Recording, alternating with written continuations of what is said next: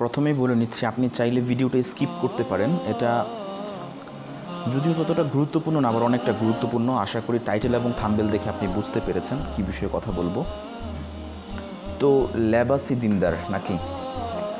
লেবাসি দিনদার এখন আমাদের এই সোসাইটির অনেক বড় একটা বিষয়, যদিও এটাকে অনেকেই আমরা স্কিপ করতে চাই বা অনেকে এটা নিয়ে কথা বলতে চাই না, বাট ইটস মানে এখন এটা বলতে পারেন যে হিডেন ওপেন সিক্রেট বা হিডেন সিক্রেট একটা বিষয়, ঠিক আছে?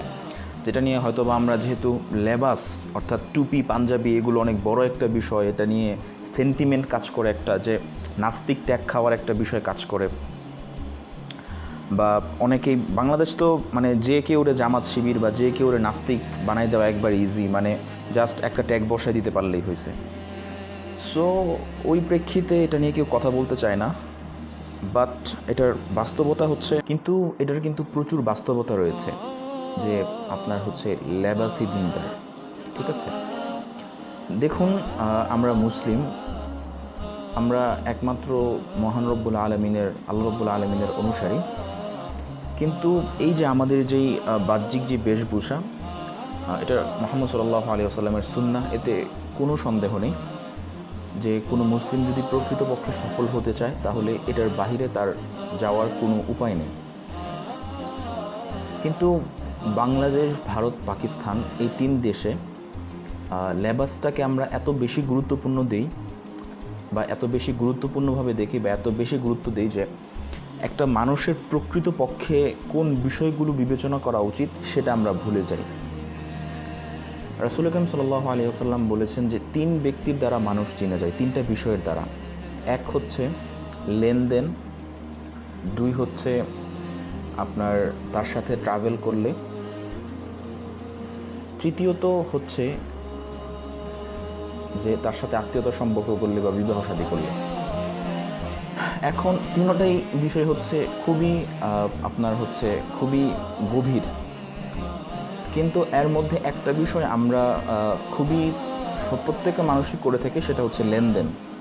কারোর সাথে ওইভাবে র্যান্ডমলি বিয়ে শাদী হয় না, বিয়ে তো জীবনে একজন মানুষের সাথে হয়। আবার আপনার হচ্ছে কারোর সাথে ওইভাবে ভ্রমণ করাও হয় না, খুব কম মানুষের সাথে হয়তো আত্মীয় স্বজন বা বন্ধুবান্ধবের সাথে ভ্রমণ করা হয়। তো আমরা মানুষ চিনতে পারি কে দিনদার কে দিনদার না, এটা চিনতে পারি লেনদেনের মাধ্যমে। নামাজ রোজা দিয়ে চিনা ইম্পসিবল, কমপক্ষে এই যুগে। এটা হচ্ছে লেনদেনের মাধ্যমে আমরা হয়তো বা চিনতে পারি, কেননা লেনদেন এমন একটা বিষয়, বা পয়সা অর্থকরী এমন একটা বিষয় যে অর্থের কাছে, এই পয়সার কাছে অনেক বড় বড় দাড়ি টুপিওয়ালাও হেরে যান, ঠিক আছে? এই যে শুধুমাত্র একটা কাগজ, এটা শুধুমাত্র একটা কাগজ, ঠিক আছে? এটার কাছে অনেক বড় বড় দাড়ি টুপিওয়ালারাও হেরে যায়, বা অনেক লেবাসি দিনদারিরাও হেরে যায়। কিন্তু এই অর্থ কিন্তু মানুষের জীবনে অনেক বেশি প্রয়োজন, এটাকে আপনি কিন্তু কিছুতেই অগ্রাহ্য করতে পারবেন না, বা এটাকে আপনি কিছুতেই দূরে সরিয়ে দিতে পারবেন না, ঠিক আছে? তো প্রিয় ভাই বোনেরা, যে এই যে আমাদের মধ্যে যে একটা টেন্ডেন্সি যে লেবাসি দিনদার, এই টেন্ডেন্সির কারণে কিন্তু আমরা আমাদের ব্যক্তি জীবনে নিজেরাই কিন্তু ধোঁকার মধ্যে পড়ি বা নিজেরাই কিন্তু প্রতারিত হই, ঠিক আছে? আমরা যদি কোনো লেবাসি মানুষকে, ধরেন আপনি আমার সাথে রাস্তায় দেখা হলো কোথায়, আর আপনি যদি মনে করেন যে আমি হিউজ দিনদার আল্লাহওয়ালা, এটা হচ্ছে আপনার সবচেয়ে বড় ভুল। বা একজন শার্ট প্যান্টওয়ালা মানুষের সাথে আপনার দেখা হলো, আপনি যদি তাকে মনে করেন যে খারাপ মানুষ, এটাও সবচেয়ে বড় ভুল। প্রত্যেকটা মানুষ সম্পর্কে আপনার পজিটিভ নেগেটিভ 2 ধরনের ধারণাই থাকবে। আল্লাহ রাব্বুল আলামিন পবিত্র কোরআনে বলেছেন, ফাআলহামাহা ফুজুরাহা ওয়া তাকওয়াহা, আমি মানুষের মধ্যে ফুজুর মানে পাপ করার ক্ষমতাও দিয়েছি, তাকওয়াহা আল্লাহকে ভয় করে সেই পাপ থেকে দূরে থাকার ক্ষমতাও দিয়েছে। একবারে কোরআন শরীফের আয়াত। মানুষের সম্পর্কে ধারণা থাকবে 50-50, যে সে খারাপও হতে পারে ভালোও হতে পারে।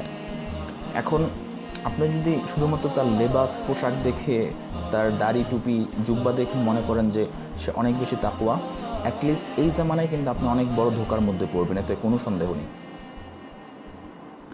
তো প্রিয় ভাই বোনেরা, আরেক জায়গায় রাসূল আকরাম সাল্লাল্লাহু আলাইহি ওয়াসাল্লাম বলেছেন যে আত-তাকওয়া হা হুনা, তাকওয়া হচ্ছে এখানে থাকে, অন্তরের বিষয়। তাকওয়া এমন একটি বিষয়, আমরা কাউকে কেউ মাপতে পারি না, কাউকে কেউ মেজারমেন্ট করতে পারি না, কাউকে কেউ আমি কোনো সার্টিফিকেট দিতে পারি না। আমরা একান্তই তার অন্তরের বিষয়। আপনার কাছে হয়তো বা যেই মানুষটা জাহান্নামী, আল্লাহ রাব্বুল আলামিন থেকে জান্নাত দিয়েও দিতে পারে।